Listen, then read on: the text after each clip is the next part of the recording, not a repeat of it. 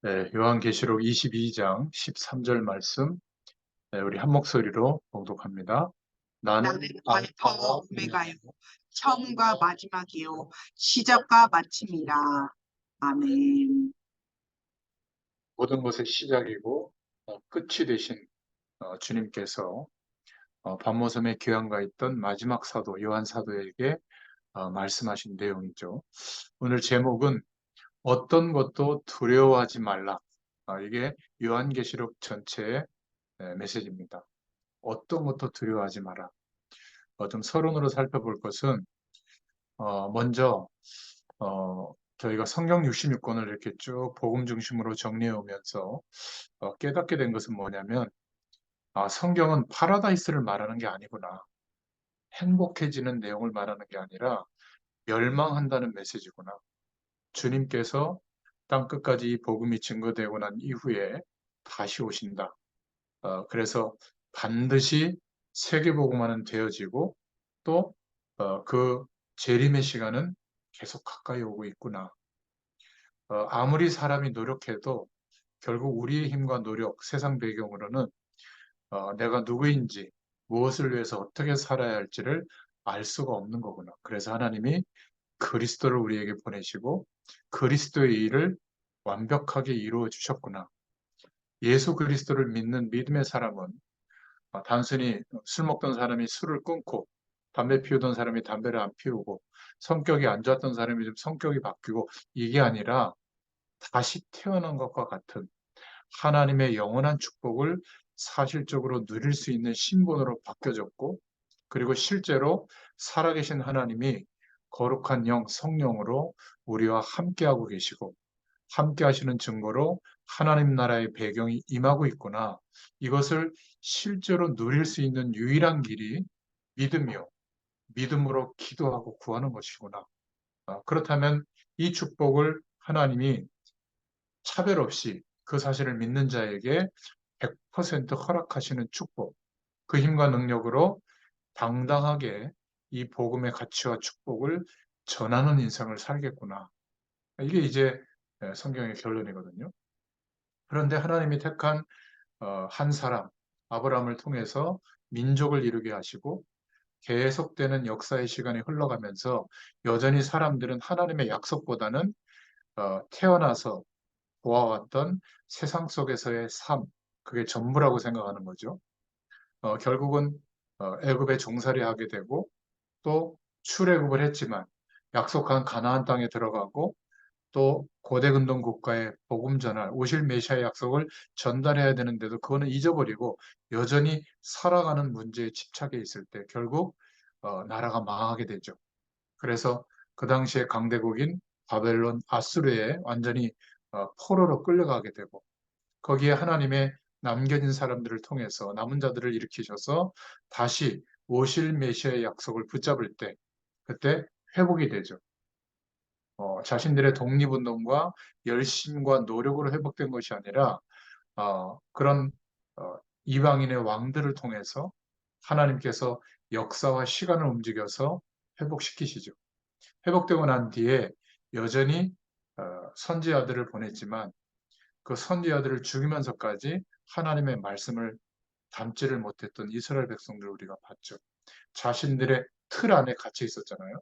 하나님은 자기 민족만 축복하는 하나님, 다른 민족은 완전히 멸하시는 하나님. 이렇게 생각했기 때문에 땅 끝까지 이 복음이 증거되어지도록 택했지만, 이스라엘 민족을 택했지만, 한 번도 하나님의 방향에 방향 맞춘 적이 없잖아요. 결국은 예수님이 이 땅에 오셔서 그리스도이심을 보여줬는데도 아직도 유대인들은 예수님을 그리스도로 인정하지 않고 그리스도를 아직도 기다리고 있죠. 어떤 그리스도를요?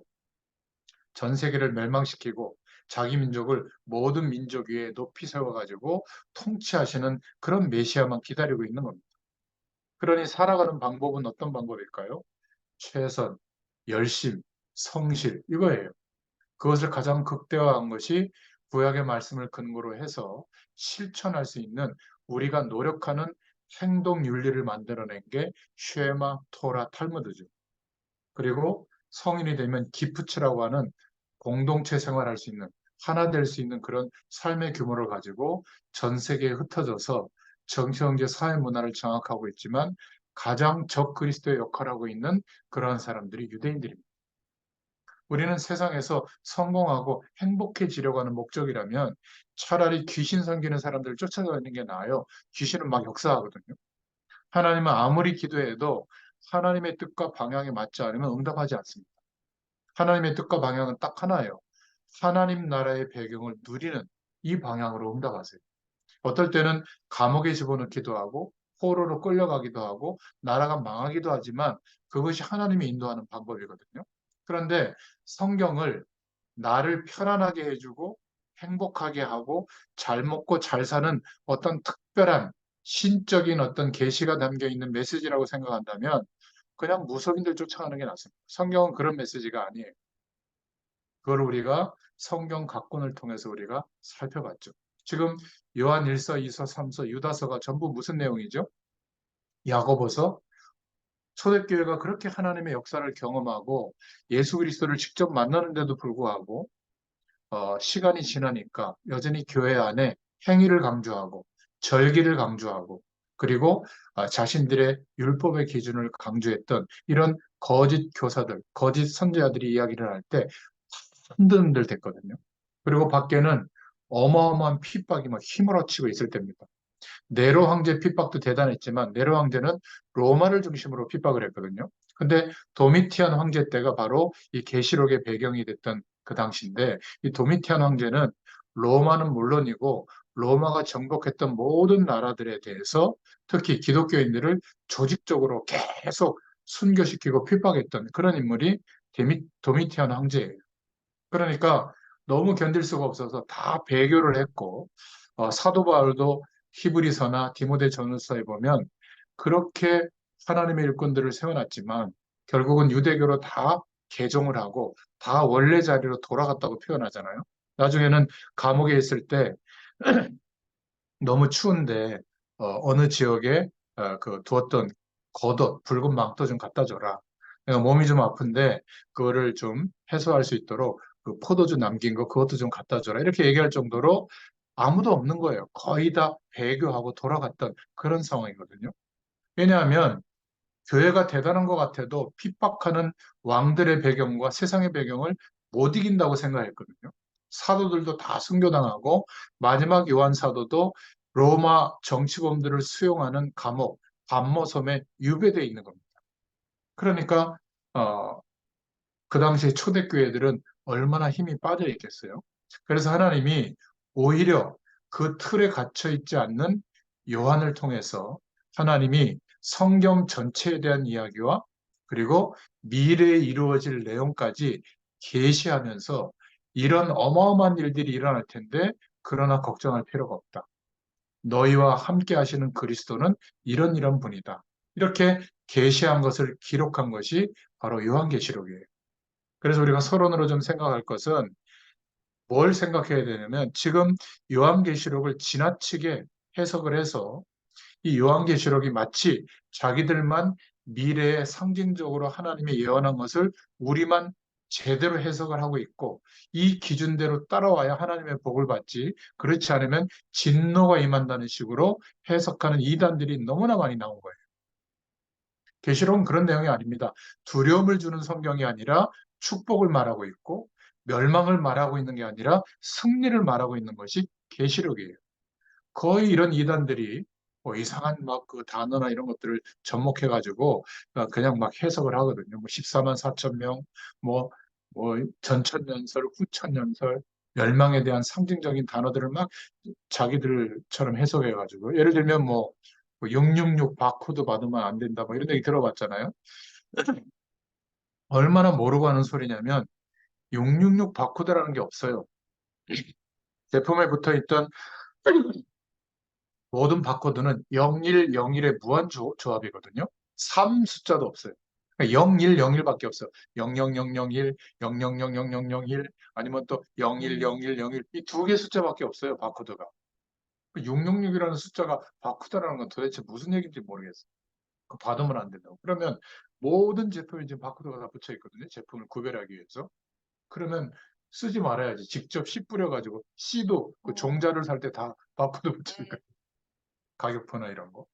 요즘은 뭐 NFT 기술인가 해가지고 제품에 붙어 있던 바코드와 핸드폰에 있는 그 어플리케이션이 깔려 있으면 계산하지 않아도 그냥 그 카트를 밀고 지나가면 따닥따닥 알아서 계산이 돼가지고 내 계좌에서 빠져나가는 그런 것도 하거든요. 그런 건 그럼 못 쓰는 거 아니겠어요? 그러니까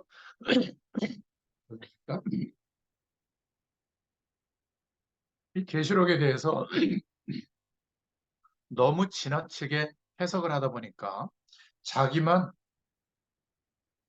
자기들만 올바르게 해석하고 다른 교회는 전부 모르고 있다. 이렇게 얘기하면서 나만 하나님의 계시를 받고 설명한다. 이렇게 우리나라에만 자칭 그리스도다. 자칭 하나님이다. 하나님의 위임을 받은 사람이다. 이렇게 주장하고 나온 사람만 한 15명 됩니다.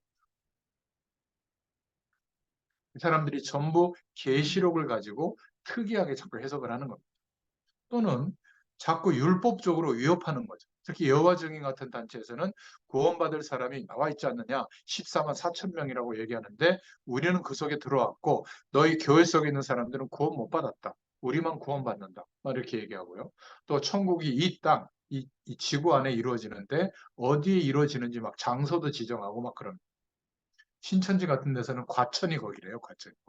과천에다가 막 땅 사고 막 건물 사고 이러던데 법적으로 제재를 받으니까 또 옮겼어. 대구 또 어디 쪽이라고 그래가지고. JMS 그 정명석 거기는 막 하나님의 궁전이라고 어리르하게 지어놓은 데가 있거든요. 다 이렇게 계시록을 이상하게 해석하는 겁니다. 율법적으로. 그리고 성경을 굉장히 축소하는 단체도 많은데 요한계시록을 한번 읽어보면 사단에 대해서 굉장히 명확하게 막 가득가득 얘기하고 있거든요. 근데 이런 얘기는 안 해요, 또. 또 요한계시록을 읽어보면 말씀마다 천사의 이야기가 가득 차 있어요.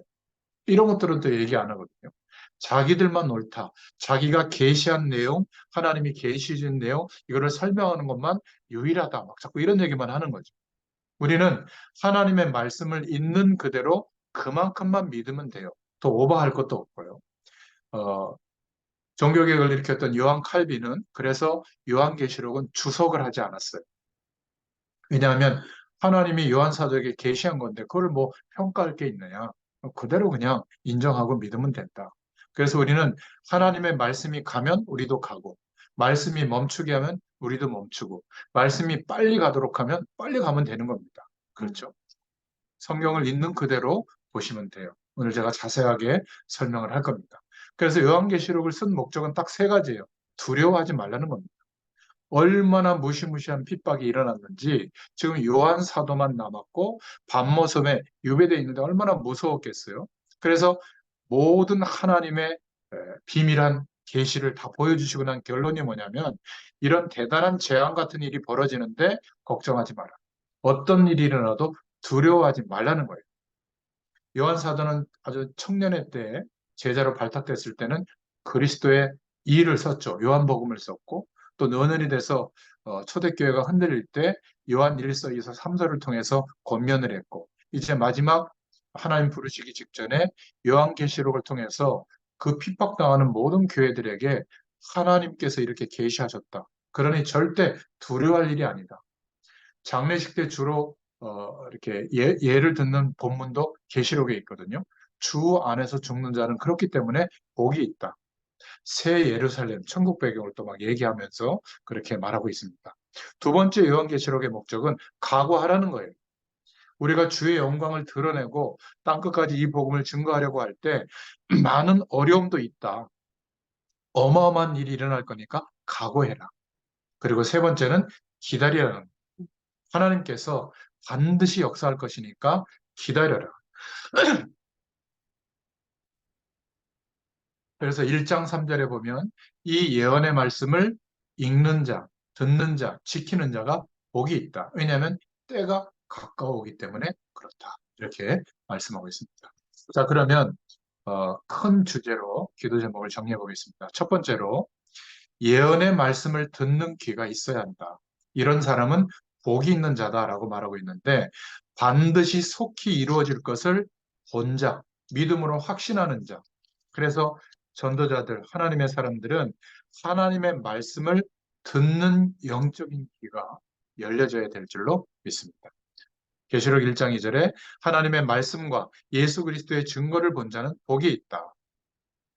읽는 자, 듣는 자, 지키는 자가 복이 있다는 것은 뭐냐면 이때는 우리가 지금 보는 것처럼 성경 66권이 없었죠. 사도들이 기록한 성경을 책으로 기록한 게 아니라 두루마리 같은 데다가 이렇게 기록했단 말이에요. 인쇄술이 발전이 안 됐으니까 복사본도 거의 없었어요. 그래서 사도가 이런 편지를 보내면 누가 한 사람이 회중들 앞에 서서 쫙 펴가지고 큰 소리로 읽는 거예요. 그 말씀을 읽는 자가 복이 있다. 그럼 그 읽으면 들을 거 아니에요? 예언의 말씀을 듣는 자가 복이 있다. 그리고 그 말씀을 지키는 거예요. 지키는 자가 복이 있다. 이렇게 말하는 겁니다. 우리는 성경 66권으로 각 나라 말로 번역돼 있고 성경 어플리케이션도 있고 언제든지 말씀을 듣거나 볼 수 있는데도 하나님의 말씀을 묵상하거나 생각해 보는 시간이 거의 없잖아요. 아이러니하게도. 이때는 거의 성경이 없는데도 불구하고 사실은 어떤 교회는 요한 사도가 보내준 그 편지, 그거 한 권만 있었어요. 그걸 가지고도 평생 순교의 문제도 뛰어넘을 만큼 하나님의 응답을 받았던 겁니다. 많은 말씀을 알아야 되는 건 아니에요. 그러나 우리에게 이 세상의 어떤 지식의 내용보다도 더 명확한 기준이 되도록 66권의 말씀을 우리에게 주었잖아요. 이제 우리가 볼 수 있잖아요. 그러면 이것이 어려운 얘기가 아니라 너무 중요한 하나님의 약속인데 무엇을 말하는지 정도는 이해하고 이제 그 말씀을 통해서 매일매일 나에게 주시는 하나님의 음성을 들을 수 있는 이 정도의 믿음의 수준은 돼야 될 줄로 믿습니다. 단순히 불신자였다가 예수님이 영접하고 끝나는 그 정도라면 결국은 세상 배경을 이기기가 어렵겠죠. 그래서 이 말씀을 읽는 자, 듣는 자, 지키는 자가 복이 있다. 이러면서 그 당시 아시아 지역에 가장 핍박이 어마어마하게 일어났었는데 소아시아 지역의 7개 교회에 예수님께서 환상으로 말씀 전하라고 하는 그 내용을 기록해서 전달한 겁니다. 7개 교회에 대한 내용이 나와요. 그 교회마다 교회에 대해서 메시지를 전할 때 그리스도께서 이런 분이다. 이렇게 역사하고 있다는 걸 꼭 앞에 얘기를 하거든요. 먼저 2장 1절부터 7절에 에베소 교회에 대해서는 그리스도께서 어떻게 표현했냐면 그리스도께서 오른손에 7별, 7금촛대 사이를 거니신다. 이게 무슨 말이냐면 7별, 주의 종들을 붙잡고 계신다. 목회자들을. 그리고 성도들 사이로 세밀하게 인도하시면서 역사하고 있는 분이 그리스도시다. 이러면서 에베소 교회를 칭찬했는데 수고하고 인내했다. 거짓 선지자를 구별했다. 그리고 그리스도를 위해서 참고 잘 견딘 교회다. 그러나 마지막에는 처음 사랑을 잃어버렸기 때문에 에베소 교회는 책망을 받은 내용이 나와요. 2장 4절부터 7절에. 그러면서 촛대를 옮기리라 이렇게 말씀하고 있죠. 두 번째 교회는 서머나 교회가 나오는데 계시록 2장 8절부터 11절에 나옵니다. 여기에서 그리스도에 대해서는 그리스도는 처음과 나중이며 죽었다가 사신 분이시다. 그분이 말씀하신다 하면서 8절에 2장 8절에 환난과 궁핍을 이겨 칭찬을 받았고 자칭 유대인의 유대인들의 조직을 이겼고 9절에 생명의 면류관을 약속받았죠. 서머나 교회는 책망을 받은 게 없었어요. 세 번째 교회가 버가모 교회인데 2장 12절부터 17절에 그리스도는 좌우의 날성검을 가지시고 역사하고 있다.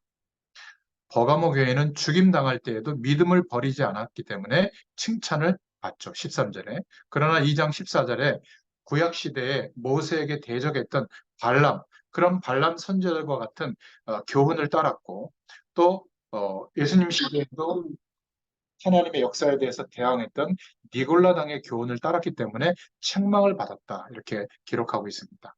네 번째 교회가 두아디라 교회가 있는데 2장 18절부터 29절에 이 그리스도는 모든 것을 보고 계시다. 불꽃 같은 눈과 빛난 주석 같은 발을 가지셨다. 주석은 아주 단단한 그 철을 말하거든요. 그러니까 강한 힘을 가지시고 모든 것을 보시면서 인도하고 있는데 19절에 하나님을 위한 일과 사랑과 섬김과 인내에 대해서 칭찬받은 교회가 두아디라 교회인데 아하방 시대의 이세벨처럼 우상을 숭배했단 말이죠. 그런 이세벨의 교훈을 따랐기 때문에 책망을 받았다. 20절에 그렇게 말하고 있죠.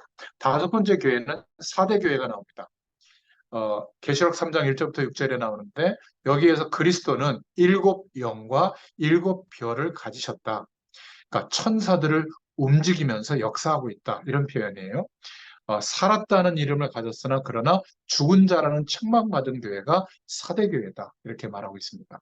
여섯 번째 교회가 계시록 3장 7절부터 13절에 빌라델피아 교회가 나오는데 7절에 여기서 그리스도는 다윗의 열쇠를 가지시고 말씀하신다. 이 교회는 끝까지 배반하지 않았고 8절에 또 3장 9절에는 사단의 회를 이겨서 칭찬받는 교회로 나옵니다. 마지막 라오디아 교회에 대해서 말씀하고 있는데 3장 14절부터 22절이죠. 여기에서 그리스도는 충성된 참된 증인이시며 창조의 근본이시다. 14절에 이렇게 말하고 있고요. 이 라오디게아 교회에 대해서는 너희는 차지도 않고 뜨겁지도 않다. 16절에 그렇게 말하면서 지금 영적으로 사람들이 부족하고 가난하고 헐벗은 것을 모르고 있지 않느냐.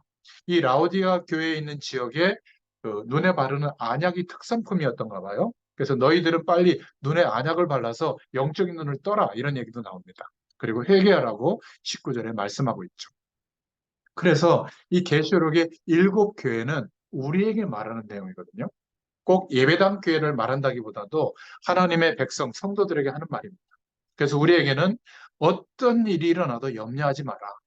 오른손에 그리스도께서 오른손에 일곱 뼈를 붙잡고 주의 종들을 붙잡고 일곱 금촛대 사이로 교회들을 붙잡고 성도들을 붙잡고 일하고 계신다. 그것도 보이지 않는 하나님의 영으로 역사하고 있다. 그렇기 때문에 어떤 것도 두려워할 필요가 없다. 이게 성경 전체의 결론이에요. 계시록의 결론. 뭐 이거는 뭐 어떤 재앙이 오고 이거 안 하면 뭐 벌이 오고 이런 얘기가 아니에요. 계시록은 절대로. 그래서 복음적으로 성경을 보지 않으면 성경을 많이 알아도 문제예요. 율법주의로 빠지기가 쉽거든요. 왜 말씀대로 안 해? 왜 말씀대로 해? 안 해? 나는 하니까 괜찮고 너는 안 하니까 나쁘고 또 이런 쪽으로 가는 거예요. 복음에 입각한다는 것은 무슨 말이냐면 하나님의 말씀에 보니까 이렇게 해야 되는데 절대로 우리 힘으로 할 수는 없구나. 만약 내가 그 말씀대로 살았다면 그거는 은혜죠. 성령께서 도와주셨기 때문에 가능한 거예요. 저 사람이 아직 그렇게 살지 못하는 것은 핀잔할 것이 아니라 아직 성령의 도우심을 구할 수 있는 힘이 없구나. 그 정도의 믿음이 없 그럼 내가 중보기도 해주고 기다려줘야 되죠. 또 혹시 어려움을 요청하면 도와줘야죠. 이런 대상인 것이지 평가에서 나는 영적 우월감을 가지고 비아냥거리거나 지적하거나 그거는 복음을 모르고 있는 사람과 같아요. 그래서 염려하지 마라. 좌우에 날생검을 가지시고 눈은 불꽃 같다. 못하시는 게 없다. 연약한 저와 여러분들의 처음과 마지막을 알고 계신 주님이시다. 일곱 영과 일곱 별을 움직이신다. 전도자들과 함께하고 계시고 완벽한 천사들의 일곱 영을 부리고 계신다. 그러면 두려워할 게 있겠어요, 없겠어요? 요한 사도가 이 환상을 보고 두려워했겠습니까? 두려울 게 없구나. 이러면서 초대교회들에게 편지하면서 야, 무섭지가 아니라 두려워할 거 없다라고 보낸 게 요한계시록. 그러면 계산하거나 막 발버둥 치거나 막 세상에서 막 더 행복해지고 더 성공하기 위해서 막 더 막 필요 없이 막 집중하거나 몰두할 필요도 없어요. 은혜 주시는 만큼 하면 됩니다. 내 수준이 좀 미달되면 하나님은 더 역사할 거예요. 내 수준이 뛰어나면 그만큼 하나님 기다렸다가 역사할 겁니다. 누가 더 이익이에요? 모자랄수록 이익이에요. 하나님 역사하는 것을 믿는다면. 그래서 모자라게 살으라는 말이 아니라 내가 성실하게 최선을 다하는 선택을 했는데도 좀 사람이 모자라면 그 정도 결과밖에 안 되잖아요. 그런데 결과가 똑같아요. 하나님 나라. 아침부터 와서 열심히 일한 일꾼의 품삯이나 저녁에 와서 일한 일꾼의 품삯이나 같아요. 그런데 아침부터 일한 일꾼은 불만을 내세우잖아요. 그게 유대인인 거예요. 유대인들의 율법주의 시각인 거예요. 내가 이렇게 말씀대로 살았는데 저 말씀대로 안 살고 있는 저들이 왜 우리와 같은 복을 받습니까? 그래서 천국은 이와 같으니라. 우리가 보는 기준은 늘 윤리적인 기준이잖아요. 하나님은 윤리적인 기준이 아니에요. 아들이 있는 자에게는 생명이 있고 아들이 없는 자에게는 생명이 없느니라. 이 예수 그리스도를 믿었다면 많이 믿든 적게 믿든 하나님의 축복이 임하 있는 거예요. 단 그 사람이 모를 뿐이죠. 믿음이 약할 때는. 그래서 갈라디아서 읽어보면 1장에 아직 믿음이 약할 때는 어떻게 한다고요? 세상 초등학문의 종노릇하고 있다. 그러나 믿음이 자란 후에는 약속대로 하나님의 유업을 받을 자니라. 누구에게 말한 거죠? 유대인들에게 그리스도께 속한 자가 아브라함에게 약속한 그 복을 유업을 이을 자라고 말하고 있는 그 내용 때문에 유대인들이 이를 갈고 끝까지 사도 바울을 죽이려고 한 거예요. 유대인들은 자기들이 아브라함의 혈통의 후손이기 때문에 하나님의 약속한 복을 받는다고 생각했는데 복음의 눈으로 본 바울은 아니라는 거죠. 모든 사람들이 예수 그리스도께 속하면 그 유업을 받는다. 이렇게 얘기합니다. 우리의 시각이 바뀌게 되는 거예요. 그래서 여러분들이 창세기부터 요한계시록까지 복음으로 설명을 들으셨고 혹시 통독을 계속 해오셨다면 균형 잡힌 신앙으로 바뀌어지게 될 겁니다. 어디에 치우치거나 어디에 영향을 받거나 막 이렇게 막 업됐다가 막 다운됐다가 이런 게 없어질 거예요. 균형 잡힌다는 말은 하나님이 어떤 상황과 조건 속에서도 마음껏 하나님의 일에 사용할 수 있는 준비가 된 거예요. 대단한 사람이 된 게 중요한 게 아니라 균형 잡힌 신앙과 믿음을 갖게 되는 것이 중요한 거예요. 근데 그거를 내 생각이나 감정적 은혜가 아니라 뭘 체험하고 보고 이래서 그렇게 되는 게 아니라 하나님의 말씀에 근거한 신앙이 되어야 되는 겁니다. 저희에게는 우리 인생을 통틀어서 창세기부터 요한계시록까지 복음을 중심으로 한번 기도하면서 정돈할 기회를 부여받은 거예요. 이건 특별한 은혜입니다. 여러분들이 중요한 사람이 맞는 것 같아요. 중간중간에 아멘. 땜빵 난 거 있잖아요. 못 들으신 거 유튜브에 올라가 있으니까 꼭 보시고 점검해 보시기 바랍니다. 그래서 염려하지 말라는 거예요. 성경의 결론은. 어떤 일이 일어났는데 괜찮다는 겁니다. 왜? 좌우의 날성검을 가지신 주님이 함께한다. 막 주의 종들을 붙잡고 교회들을 붙잡고 성도들을 붙잡고 역사하는 주님이 함께한다.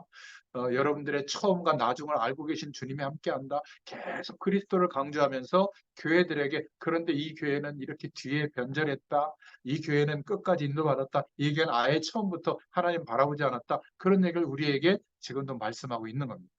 여러분, 정말로 하나님이 우리와 함께하고 있다면 두려워할 필요가 없죠. 요한계시록의 메시지가 그거예요. 그런데 이랬더니 항상 행복한 일만 있느냐? 그렇지 않습니다. 마지막 때가 가까워올수록 복음 때문에 우리가 조금 표시를 내고 복음 때문에 살아가면 그것 때문에 불이익이 오기도 하고 그것 때문에 실제적으로 위협이 오기도 하고 그것 때문에 문제가 올 수 있거든요. 왜냐하면 지금 전 세계는 제3 바벨탑 운동을 하고 있잖아요. 통합 경제 시스템, 유럽, 뭐 FTA 이런 것들 가지고 경제 블록이 만들어져서 전체가 막 하나 돼 가고 있잖아요. 이념도 그렇고요.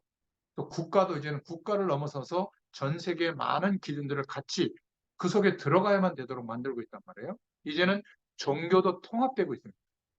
그러니까 누가 옳다 그러다 우리만 구원이 있다. 이게 아니라 모든 종교는 다 훌륭하다. 그래서 종교끼리 싸우지 말고 하나 되자. 이런 운동이 WCC라고 해가지고 전 세계 종교끼리 대화하자.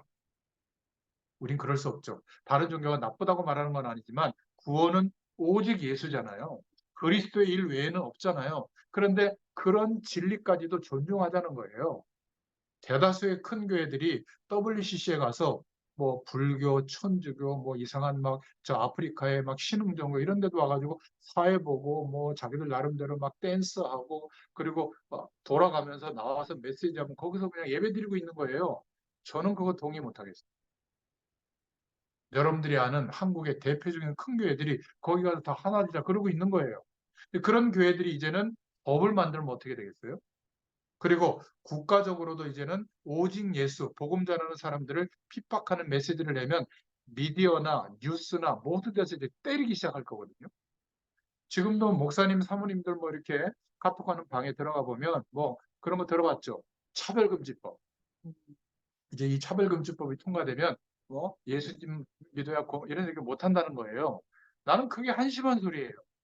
아니 복음 전했는데 감옥 갈 일이 있다. 그럼 안전할 겁니까? 차별금지법이 아니라 예수 얘기하면 죽는 법을 말해도 하나님이 함께 계신데 뭐가 문제예요? 감옥 갈 일 있으면 가야죠. 순교를 우리 시간에 하나님이 허락하면 순종해야죠. 순교하라는 게 아닙니다. 그래서 복음이 전달된다면 해야죠. 그것을 감당할 수 있는 하나님이 함께하는 축복을 주셨다면 그 얘기예요. 주 안에서 죽는 자가 복이 있다.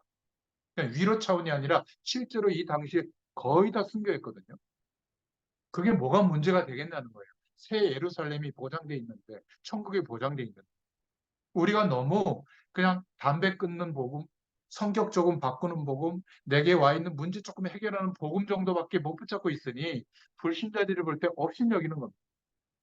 우리나라 일제시대에 5%도 안 돼요. 예수 믿는 사람들이. 그런데 독립운동하고 국가의 문제를 끌어안고 거의 다 순교했던 인물들이 기독교인들이었어요. 그들은 죽어도 좋다는 신앙이었습니다. 아니, 목사님 설교가 어떻고, 교회가 어떻고, 뭐 중직자들이 나는 대하는 태도가 어떻고, 뭐 이런 거 신경 쓸 겨를도 없었어요. 그때 우리나라의 초기 기독교인들은 거의 다 감옥 생활했고요. 순교했습니다. 그 믿음의 바탕 위에 지금 우리가 이렇게 편안하게 신앙생활하고 있는 거거든요. 지금은 영적인 쇼핑만 하고 있잖아요. 어느 교회가 좋은가? 어느 목사님이 훌륭한가? 이 교회가 좀 주차 시설이 잘 돼 있는가? 그게 뭐가 그렇게 문제가 되겠습니까? 그 정도로 우리가 붙잡고 있는 성경의 말씀의 기준이 빈약하다면 사단의 밥이 되는 거죠. 병이 왔다. 경제적으로 어려움이 왔다. 자녀에게 문제가 왔다. 물론 그게 심각한 어려움입니다. 그러나 하나님은 더 역사할 줄로 믿습니다. 어떤 것도 두려워하지 마라. 왜? 하나님이 함께 계시니까. 진짜로 본 사람은 어떻게 하죠? 하나님의 말씀을 믿고 순종하고 나갈 수 있습니다. 다윗의 열쇠를 가지신 분이 함께하고 있다. 그래서 어떤 메시지가 나오냐면 여러분 계시록을 읽어보세요. 두려워하지 말고 열면 닫을 사람이 없고 그분이 닫으면 열 사람이 없다. 우리 교회 축구사 가시는 김성호 목사님이 항상 우리가 교육자들 축구할 때 막 기도할 때 요거 딱 들어서 얘기해요. 자, 오늘 우리 편이 이길 거야. 왜? 기도하니까 하나님이 골문을 여시면 무조건 들어간다, 골이. 그리고 우리 골문을 하나님이 닫아놓으면 골 안 들어간다. 선수들한테 그렇게 얘기하더라고요. 그렇게 또 적용하시다.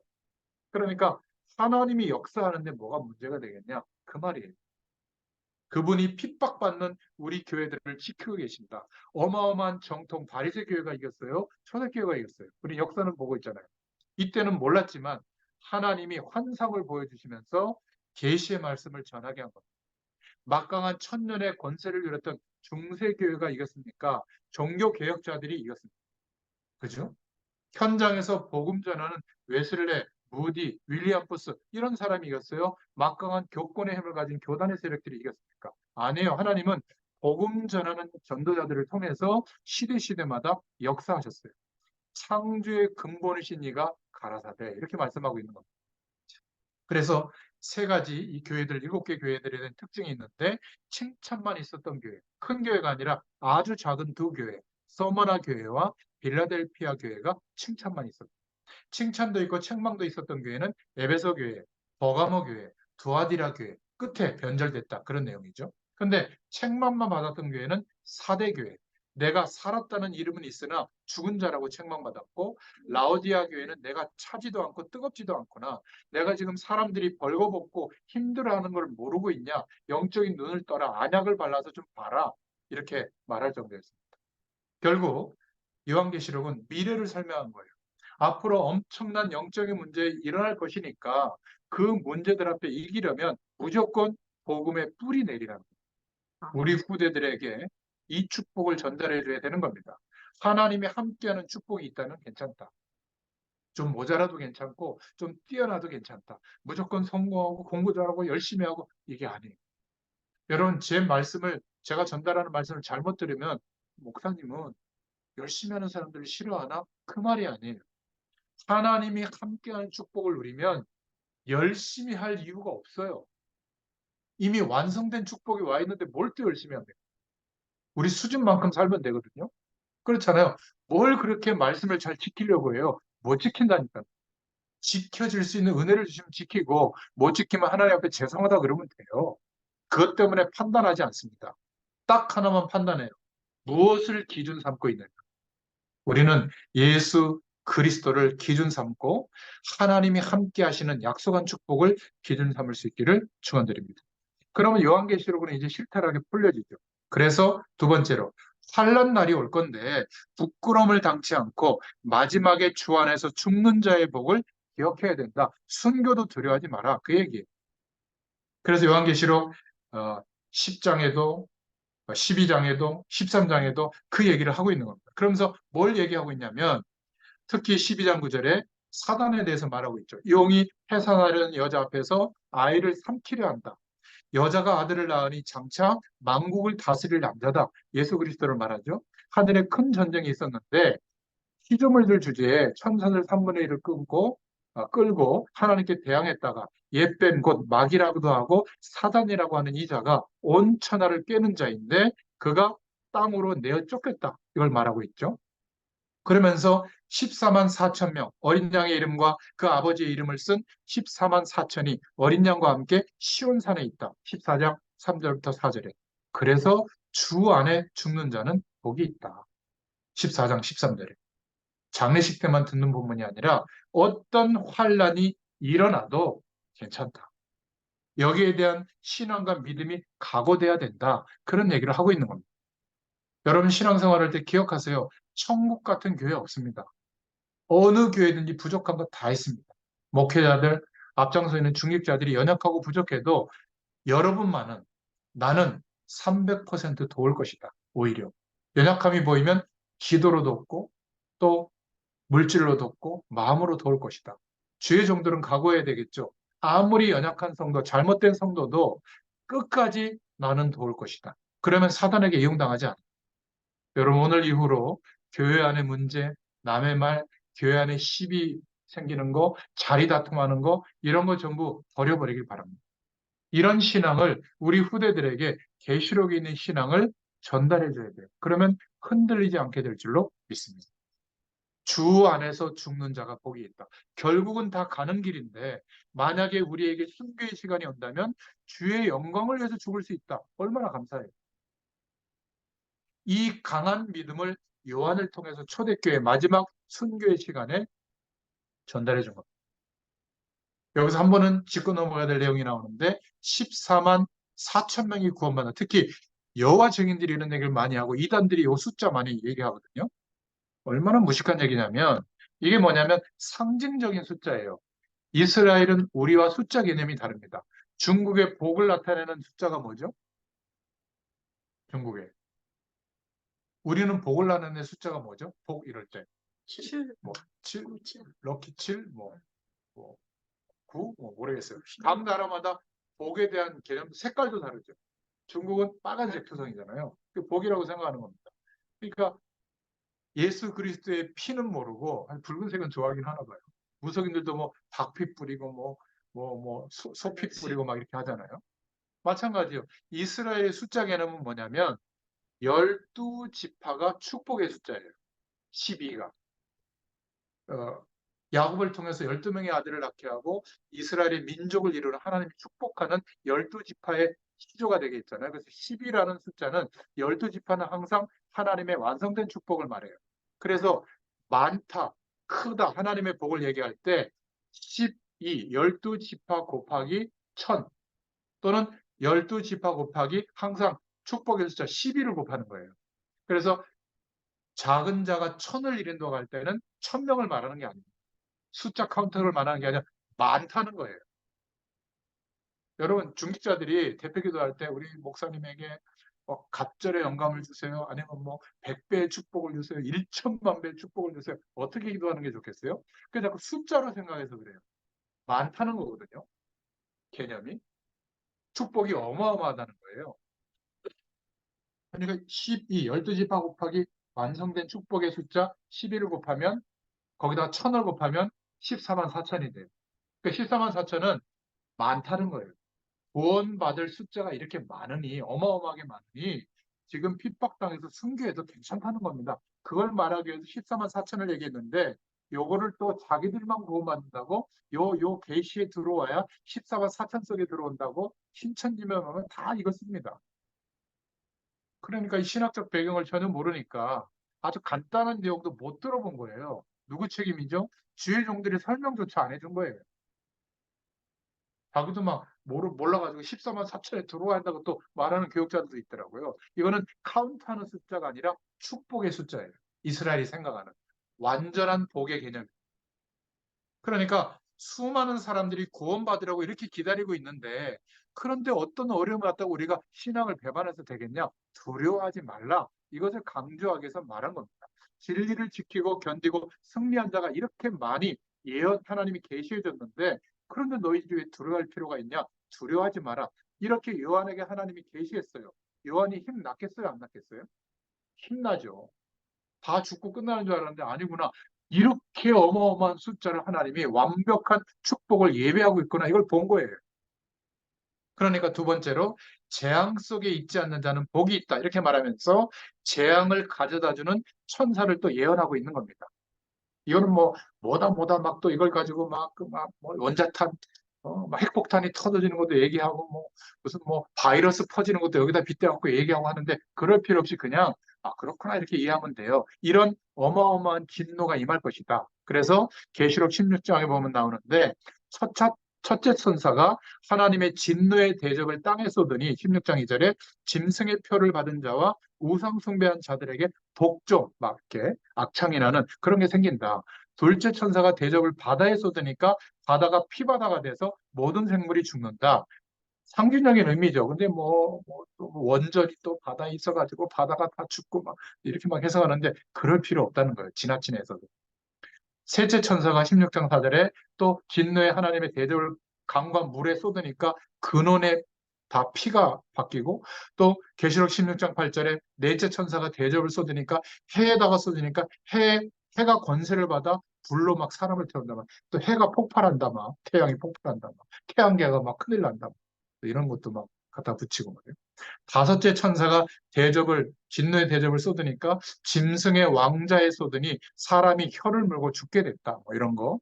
6장 10절에 또 16장 12절에는 여섯째 천사가 대접을 유프라타 강에 쏟으니까 강물이 말라서 막 왕들이 막 전쟁을 위해서 막 모이기도 하고 막 이런다. 또 16장 17절에 마지막 일곱째 천사가 진노의 대접을 공중에다가 쏟으니까 번개와 우레소리 큰 지진이 일어나며 큰 우박이 내려서 죽었다. 막 원자폭탄이 터지고 막 낙진이 내려서 죽잖아요. 핵폭발이 막 언제 일어날 거다 뭐 이렇게 하기도 하고.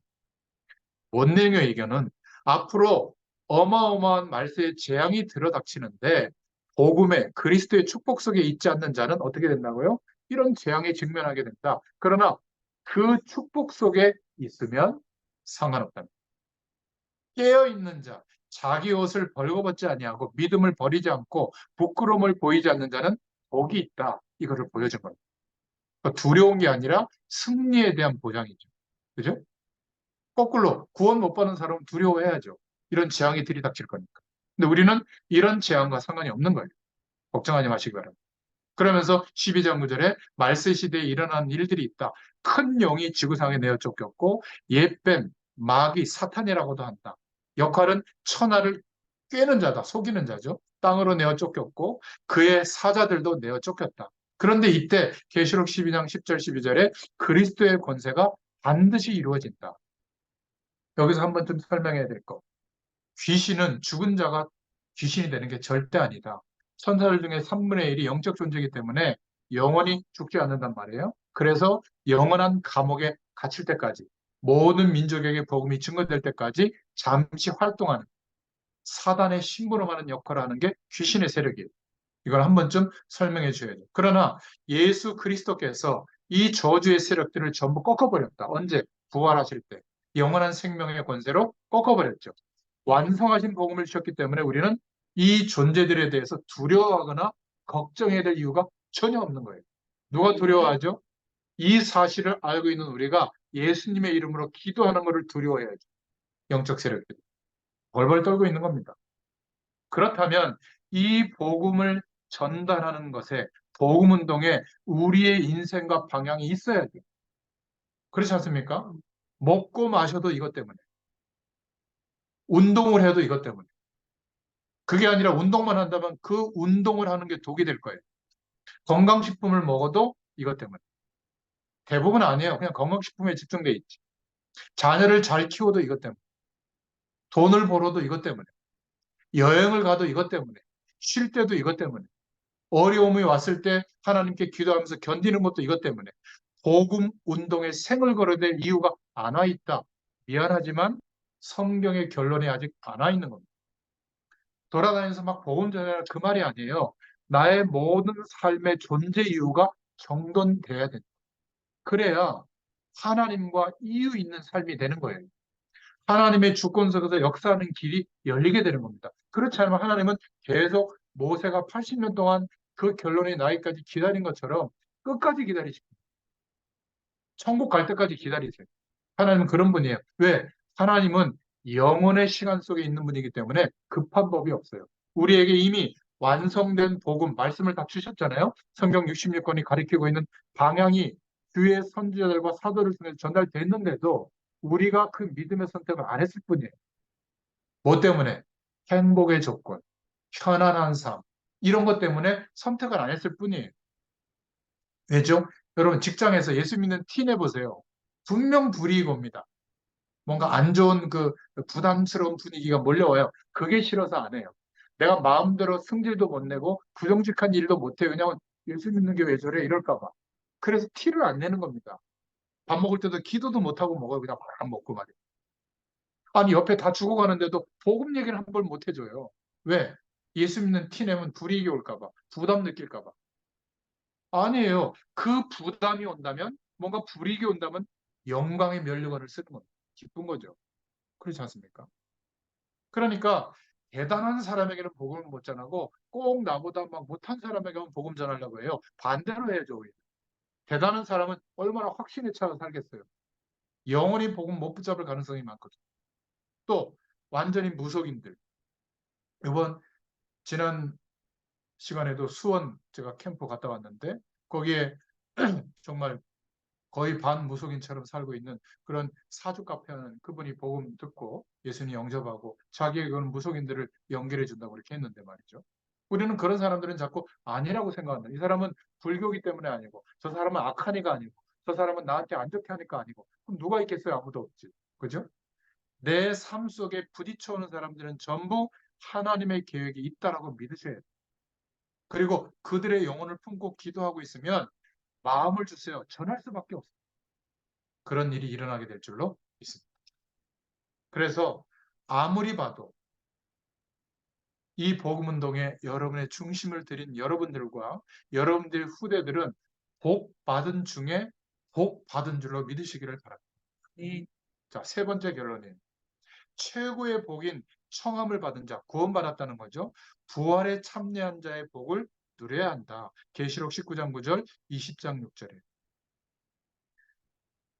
바벨론, 그 당시에 최고의 강대국 바벨론을 들여서 큰 음녀에 비교하면서 심판의 패망을 예언했죠. 귀신의 처소가 됐다. 바벨론이 18장 2절에 각종 더러운 영이 모여 있다. 그 왕들은 무너질 것이고 죄가 하늘에 사무쳐 있다. 5절에 재앙과 애통과 흉년과 불이 임하게 될 것이다. 그런데 이때 구원의 잔치에 참여하는 자는 복이 있다. 계시록 19장 1절부터 9절에 영광과 능력이 하나님께 있고 피를 그 손에서 갚으실 것이다.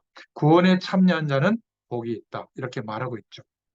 청함을 입은 자라는 말은 구원받은 자를 말합니다. 그러니까 그 제일 강한 강대국 바벨론도 무너지지 않았냐. 그리고 이 강한 로마 이것도 무너질 것이다. 그런데 이때 어마어마한 재앙이 임할 때 구원 잔치에 참여하는 자는 복이 있다. 어떤 복이 임한다는 거죠? 부활에 참여하는 자는 복이 있다. 예수님이 다시 부활하시고 승천하신 것처럼 그래서 19장 11절 21절에 백마를 타신 분을 보게 될 거다. 가장 중요한 인물들이 하얀 말을 타잖아요. 그때 당시 문화의 배경 뭐 그런 내용. 그리고 천년 왕국을 누리게 된다. 계시록 20장 1절부터 3절에 이것도 아까 얘기했죠. 천년 많다라는 뜻이라고 했잖아요. 횟수로 천년이 아니라 계시록 20장 이전에는 사탄을 1천년 동안 결박할 거다. 또 고난당하는 믿음 때문에 고난당하는 사람들은 20장 4절에 천년 동안 왕노릇할 거다. 20장 6절에 첫째 부활에 참여하는 자는 복되다. 이것도 막 이상하게 해석하는데요. 설명을 드리겠습니다. 계시록 20장 7절부터 10절에 사단은 완전 패망하여 영원한 감옥, 지옥에 갇히게 되는 거예요. 그러니까 예수 그리스도를 설명하는데 만왕의 왕으로 오실 거다. 처음에 그리스도를 하기 위해서 오실 때는 연약한 모습으로 오셨죠. 인간에게 막 이렇게 죽임당하는. 그러나 재림주로 오실 때는 만왕의 왕의 모습으로 오실 거다. 이거를 예언하고 있고요. 그래서 모든 인간을 다 부활시켜서 완전한 몸으로 만들어 그 부활의 잔치에 참여시킬 거다. 잔치가 1천년 동안 열리게 된다. 그래서 뭐 전천년설, 후천년설 아니다 지금도 그 천년 속에 있다 뭐 별 얘기를 다 하는데 이건 이 얘기예요. 주님 재림하시고 난 뒤에 또 우리가 천국 배경 속에 들어가면 어마어마한 시간 동안 무한하게 천년 동안 천국에서 잔치가 벌어질 만큼 좋다는 거예요. 이걸 가지고 또 막 아브라함 때부터 또 역사적으로 날짜를 계산해 가지고 또 막 우리가 지금 그 대열 속에 왔냐 하는 전부 이상한 짓들을 하고 있는 겁니다. 무슨 얘기인지 이해되시죠? 너무 좋은 일이 계속된다는 거예요, 천국 배경에서. 그런데 뭐 순교 자체가 문제겠느냐? 이 얘기를 하고 있는 겁니다. 그죠? 끝까지 사단을 섬긴 사람들은 사단이 가두는 곳에 가야죠, 지옥에. 살인자를 자꾸 추종하고 따라가는 사람은 살인자를 감옥에 가둘 때 감옥에 같이 집어넣어야죠. 그런 말인 겁니다. 그리고 죽지 않고 예수님 부활할 때 있는 사람은 그대로 변화되고 이미 무덤 속에 들어가 있는 죽은 자들은 먼저 일어난다. 부활의 몸으로. 그렇게 설명하고 있는 겁니다. 이미 영혼은 그 천국에 가 있고 말이죠. 그러니까 예수님이 먼저 재림하시고 난 뒤에 천년 동안 잔치가 벌어진다. 아니다. 그 전부터 있었다. 아니, 지금 천년이 벌어. 이렇게 대립할 내용이 아니라 이만큼 천국 배경이 좋다는 거예요. 잔치가 벌어진다는 거예요. 성경에 예수님께서 재림주로 오셔서 완전히 승리하게 될 그때 우리는 예복을 갈아입고 같이 참여하게 될 것이다. 계속되는 천국 잔치가 벌어진다. 이렇게 설명하고 있는 거예요. 그러면 요한아 두려워해야 되겠냐? 두려워하지 마라 그 말이에요. 걱정할 거 없다. 전도자 여러분 두려워하지 마시기 바랍니다. 혹시 복음 때문에 핍박받는 여러분 두려워하지 마시기 바랍니다. 우리의 과거를 돌이켜보세요. 예수 믿는 것을 강조하다가 핍박받았잖아요. 우리가 다. 어려움 겪었잖아요. 그때는 힘들었지만 지나보니까 어때요? 너무나 영광이었죠. 하나님의 역사하심이 그것 때문에 더 나타나게 된 겁니다. 전도자의 축복과 복음의 권능이 얼마나 큰 것이냐. 지금 7교회 어마어마한 고통을 당하고 있지만 하나님이 다스리고 계시다. 그것도 보좌에 앉으신 그리스도께서 직접 말씀하신 것을 내가 대언하고 있다. 그 말이에요. 요한계시록에 하나님께서 우리에게 하시고자 하는 말씀의 핵을 잘 붙잡으시면 됩니다. 마지막 결론 네 번째입니다. 그래서 하나님의 약속을 잘 지키고 말씀을 지키고 우리의 중심을 잘 지키고 두루마기를 빠는 자의 복을 소망해야 된다. 이때 두루마기가 뭐죠? 말씀이잖아요, 말씀. 그 두루마기를 빤다는 건 뭐죠? 사모한다는 겁니다. 그 복을 소망해야 된다. 계시록 22장 7절, 14절에. 그래서 말씀을 지키는 자가 복이 있는데 어떤 복이 있느냐? 21장 1절부터 8절에 새 하늘과 새 땅을 약속하셨다. 계시록 21장 1절부터 9절부터 22장 5절에는 새 예루살렘을 약속하셨다. 이것도 또 말씀을 하나하나 따져가지고 그 새 예루살렘 동방 어디에 그래서 뭐 어디 영험한 기운이 있는 어느 지역이다 이래가지고 막 땅을 사게 하고 막 거기다 전재산을 드리게 하는데 다 이단의 세력들이 사기치는 겁니다. 이 땅에 임한다는 게 아니에요. 새 예루살렘. 그죠? 새 예루살렘은 유대인들이 바라보는 천국이라고 하는 배경의 단어예요. 영원한 하나님이 통치하시는 그 안에 시온산이 있다. 그러면서 12절에 보면 계시록 22장 12절에 21장 12절에 보면 12문 완성된 축복이라고 얘기했잖아요. 12지파의 이름이 있다. 성 안에 어린 양의 성전이 있고 거기에 생명강이 흐른다. 그리고 12가지 생명실과가 나타난다. 12개의 생명실과가 아니라 완성된 생명의 축복을 누릴 수 있는 조건들이 있다. 이런 표현들이에요. 이제는 이 말씀을 굳게 붙잡고 있는 사람들이 지금 이 땅 말고 새 하늘 새 땅이 약속되어져 있다. 그런데 두려워할 거 있냐? 그 말이에요. 이런 데가 예비되어 있으니까 두려워하지 마라. 천국 가면 3번 놀란다고 하잖아요. 아니, 그렇게 목사님 간증 속에 있고, 성도들 앞에서 간증하던 잘 믿는 그 사람이 아무리 찾아봐 없어서 놀랜대요. 하나님 보는 기준은 좀 다르거든요. 두 번째, 아니, 저 인간이 어떻게 와 있지? 너무 악독한 저 인간이. 하나님 보는 기준은 다릅니다. 그리스도가 있냐 없냐 그게 기준이거든요. 또 가장 놀라는 거, 내가 이 영광된 자리에 와 있다는 거를 보고 놀란다고 합니다.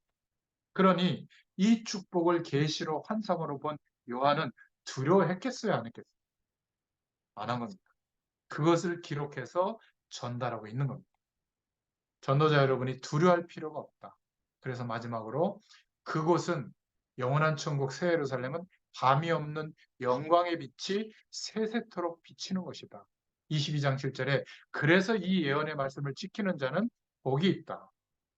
22장 14절에 그 두루마기를 빠는 자는 복이 있다. 어떤 복이요? 하나님께서 다윗의 뿌리이며 광명한 새벽별 대신 주님께서 함께 하신다. 죽는 사람에게도 필요하지만 이 땅에 사는 사람들에게 꼭 필요한 말씀이 계시록의 말씀의 핵이에요. 절대로 어떤 것도 두려워하지 마라. 그래서 계시록을 너무 이상하게 보지 말고요. 지나치게 해석할 필요도 없고 잘 모르는 내용에 그냥 지나가면 됩니다. 성경은 다 보완시켜 주세요. 창세기부터 요한계시록까지 우리가 66주를 지나왔는데요. 결론입니다. 존 요한 칼빈이 성경 전체를 결론 내린 5가지 단어로 결론을 맺겠습니다. 뭐라고 결론을 내렸냐면 칼빈은 인간은 전적으로 부패했다. 첫사람 아담과 하와가 창세기 3장에 하나님을 떠난 그 사건으로 말미암아 그 위에 출생하는 어떤 인간도 완전히 망했다. 전적으로 부패했다. 여러분 여기에 동의가 돼야 구원받아요. 나는 저 사람보다 굉장히 괜찮고 그래도 저 사람보다 낫고 아직도 그런 생각이 있다면 미안하지만 구원의 축복 속에 들어온 생각이 아니에요. 구원의 축복을 깨닫고 누리는 만큼 우리는 이랬지. 나의 옛 사람은 이랬지. 그리스도를 만나기 전에 완전히 망한 상태였지. 죄와 사망의 법 아래 갇혀 있었지. 나의 열심과 의로 벗어난 게 아니라 전적인 구원은 조건 없는 하나님의 구원이죠. 우리에게 너 이렇게 하면 복 줄게, 이렇게 하면 구원 줄게. 그게 아니에요. 조건을 달지 않고 구원 주신 것이다. 성경이 말하고 있는 메시지. 조건을 달았다면 한 명도 구원받지 못했을 거예요. 이게 하나님의 은혜입니다. 조건 없는 구원이다. 우리가 받은 구원. 세 번째, 믿는 자를 예정하셨다. 예비하셨다. 그러니까 아무나 믿는 게 아니라 이 복음이 증거되어질 때 그 복음을 믿는 자에게 구원을 주시도록 예정하셨다. 우리는 자꾸 이상하게 생각하는데요. 그래서 저 사람은 복음 안 전해도 예정돼 있으면 복음 받을 거 아니냐? 그걸 설명하는 게 아니라 예수 그리스도의 복음을 전할 때 믿는 자에게 구원을 주실 예정이에요. 안 믿는 자에게 구원을 주시는 게 아니에요. 그래서 복음 전해야 되는 겁니다. 믿음을 하나님이 주시는 은혜를 허락하시거든요. 언제? 복음 전파할 때.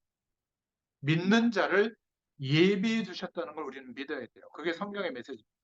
그리고 하나님이 우리를 지키시고 우리를 인도하시는 것은 그 어떤 상황과 조건도 그 어떤 영적 세력도 아무도 막을 수가 없다. 그래서 이 은혜를 불가항력적 은혜라고 말하는 겁니다. 성경에 말하는 메시지예요. 누가 이 축복을 막을 수가 있겠습니까? 하나님이 저와 여러분을 지키시는데 누가 막을 수 있겠어요? 이 축복을 경험하고 있다면 뭐가 우울증이 오고 우울감이 오고 뭐가 영적으로 막 한계가 오고 말이죠. 부럽고 이런 거 있겠습니까? 그래서 마지막 5번째로 결론. 구원받은 하나님의 자녀는 절대로 망할 수가 없다. 성도는 궁극적으로 구원의 축복을 완전히 누리게 될 줄로 믿습니다. 구원받은 자라면 망하게 할 자가 없다. 어떤 핍박도 그래서 이길 수가 있는 거예요. 어떤 환란도 이길 수가 있는 겁니다. 만약 저와 여러분이 복음의 영광을 위해서 어려움이 왔다면 하나님은 역사합니다. 전부 축복으로 바뀔 거예요. 우리의 모든 환경도 어려웠던 환경도 하나님의 영광을 나타낼 배경으로 바꿔주실 줄로 믿습니다. 그런데도 지금 어려움이 왔다면 기억하셔야 돼요. 하나님이 내가 상상하지 못할 세계 복음할 만한 큰 문을 예배해 놓으시고 나의 인생 전체를 턴하게 하시는구나. 이렇게 보면 틀림이 없습니다. 이게 바로 성경 66권의 하나님의 말씀이에요. 아무리 하나님이 남겨놓으신 사람들, 이 시대에 복음이 증거되도록 사용하시려고 렘넌트로 부르신 사람들을 없애려고 했지만, 사단의 세력과 세상의 배경들을 없애려고 했지만 아무도 없앨 수가 없었다. 아무리 악한 사단이 바라 그래도 없앨 수가 없다는 거예요. 이게 계시록의 말씀입니다. 성경의 결론이에요. 자, 지금부터 또 다른 하나님의 역사를 기록해 나가시길 바랍니다. 매일매일 하나님의 말씀을 묵상하면서 오늘의 현실을 바라보고 주무시기 전에 하나님이 깨닫게 하신 은혜를 적어보세요. 그게 사도행전 29장이 기록되는 겁니다. 우리를 통해서 하나님이 역사하시는 거예요. 저는 그거를 매일매일 정돈해서 아침마다 올리고 있잖아요. 이게 기록으로 남는 거예요. 여러분의 인생이 끝나고 나면 기록으로 남을 게 뭐가 있겠습니까? 뭐 건물 하나 남겨놓은 거요? 사진요? 여러분 그렇게 사진 찍어 대시는데 사진이 뭐가 그게 그리스도를 증거할 사진입니까? 아무것도 아니에요. 뭐 사진 찍는데 뭐 얼굴이 이래서 못 찍는다고 그러는데 그냥 아무 때나 막 찍으세요. 멋있게. 진짜 중요한 거는 하나님의 은혜로 깨닫게 하신 내용, 발견하신 축복들을 기록으로 남겨놓거나 작품으로 남겨놓은 게 있어야 되는 거예요. 지금부터 유언으로 남겨놓으세요. 후대들이 볼 수 있도록. 그거를 카톡이나 뭐 저장할 수 있는 데나 남겨놓으세요. 나중에 자녀들이 보도록. 하나도 없어요, 보면. 그거 내가 세금 안 낸 거 내라. 뭐 어디에 땅 있으니까 그거 찾아서 싸우지 말고 잘 나가. 이런 거는 예언하는데 내가 하나님의 사랑을 받고 이렇게 살았으니 너희들도 이렇게 살아갔으면 좋겠다. 이거를 지금부터 남기시라니까요. 저는 벌써 800편이나 남겨놨어요. 유튜브에다가. 코로나 때 시작해가지고. 영상이 지금 800편 가까이 돼요. 놀랍지 않습니까? 참 축복이에요. 여러분들이 없었다면 제가 일부러 이거 켜놓고 영상으로 찍어갖고 맨날 올리겠어요. 그거 못합니다. 힘들어서. 근데 말씀을 들어주시는 분이 있으니까. 권태승 우리 권사님 같은 분이 1시간 넘도록 얼마나 힘드셨겠어요. 근데 1시간 했다고 너무 짧아서 좋다고 그러는데 다른 데서는요. 1시간 한다고 하면 기절합니다.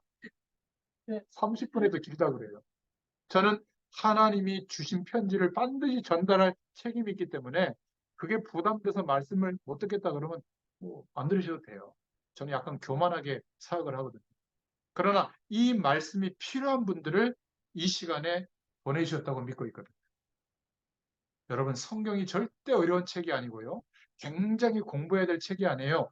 복음의 눈을 뜨고 보면 전부 응답이에요. 인간은 전적으로 부패했다. 하나님의 구원은 조건이 없다. 믿는 자를 예배하셨기 때문에 우리가 이 복음을 전해줘야 된다. 하나님이 우리를 축복하시는 것은 아무도 막을 수 없다. 불가항력적 은혜다. 하나님의 백성 성도는 궁극적으로 승리하게 된다. 궁극적 구원을 말하고 있는 겁니다. 이런 은혜가 넘치시기를 예수님의 이름으로 축원드립니다. 이제 다음 주부터 성경 각권을 또 세밀하게 인도받을 수 있도록 제가 기도하겠습니다. 하나님 감사합니다. 이 놀라운 축복으로 날마다 역사하심을 감사합니다. 하나님의 은혜요, 하나님의 사랑임을 고백합니다. 이 놀라운 사랑과 그 은혜 때문에 이제 감당할 수 없어서 이제 나만이라도 이 복음을 전하는 생을 살 수 있도록 하나님께서 결론 내리고 인도받게 되도록 역사해 주심을 감사합니다. 이 남은 자 한 사람 한 사람을 통해서 하나님께서 현장 속에 우리의 삶 속에 남겨두신 자들을 일으켜 주시고 전도의 문, 응답의 문, 제자의 문들을 열어주실 줄 믿습니다.